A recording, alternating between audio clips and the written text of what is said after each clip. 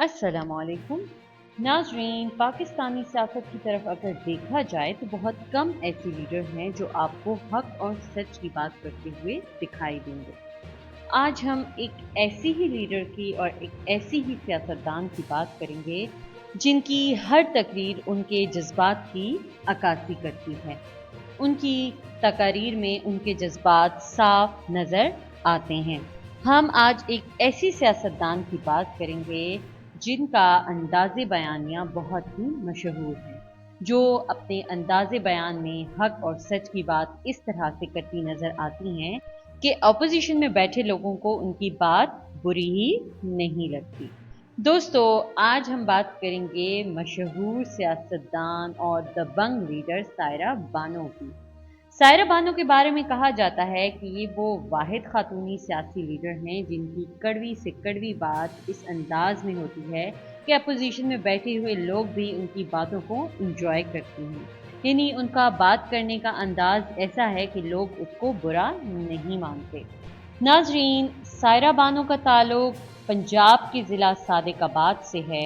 वो एक पंजाब के मुहाजिर ख़ानदान से ताल्लुक़ रखती हैं। उनका ख़ानदान क़याम पाकिस्तान के बाद हिंदुस्तान से पाकिस्तान हिजरत करके आया था। सायरा बानो ने अपनी इब्तिदाई तालीम पंजाब से हासिल की, लेकिन कॉलेज और यूनिवर्सिटी के लिए वो कराची आ गई और वहीं उन्होंने अपनी आला तालीम हासिल की।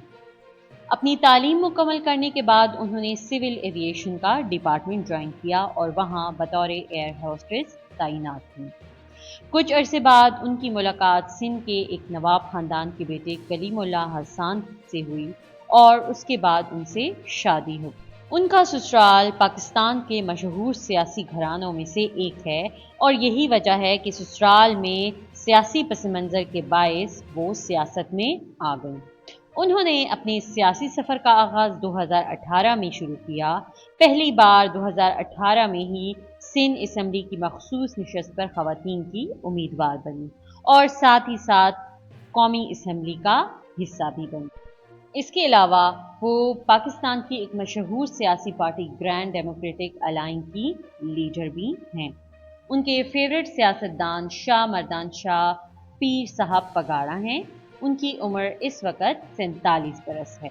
दोस्तों, सायरा बानो का बेहतरीन मशगला किताबें पढ़ना है। मुश्ताक अहमद यूसुफी, सहादत हसन मंटो, मुमताज़ मुफ्ती उनके पसंदीदा मुसन्निफ हैं।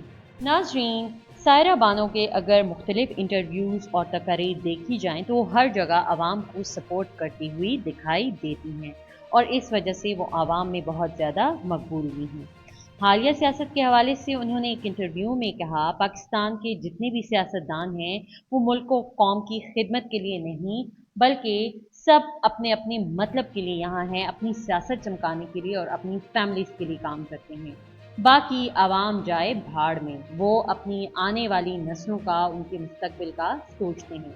पाकिस्तान को तबाही के दहाने पर खड़ा करने वाले आजकल के सियासतदान हैं, जिसका जितना दिल किया उसने उतना ही पाकिस्तान को नोच लिया।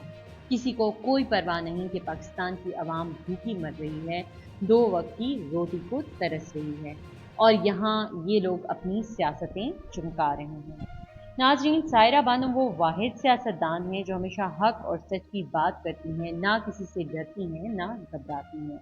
अपने दबंग अंदाज के साथ वो हमेशा ही लोगों को मुतासिर करती हैं। पाकिस्तानी सियासत के जो इस वक्त हालात चल रहे हैं, इसमें सायरा बानो जैसे ही सियासतदानों की मुल्क को ज़रूरत है और हमारे मुल्क में सभी अगर उन जैसी सोच रखें तो शायद ही हमारा मुल्क तरक्की की राहों पर गामज़न हो सके और ये जुल्म व जबर ख़त्म हो सके।